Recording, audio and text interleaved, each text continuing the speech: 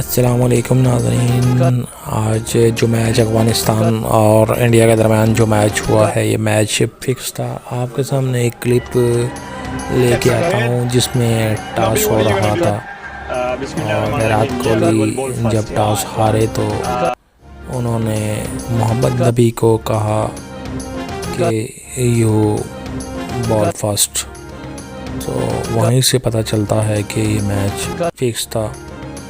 आप देखें, तालिबान के जो एक रहनुमा हैं वो भी ग्राउंड में बैठे हुए थे अबू धाबी में।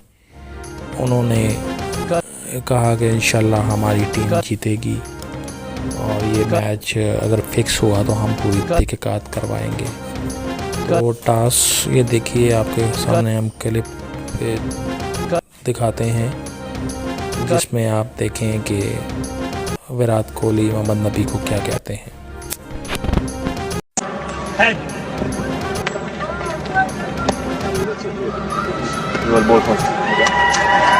It's a head.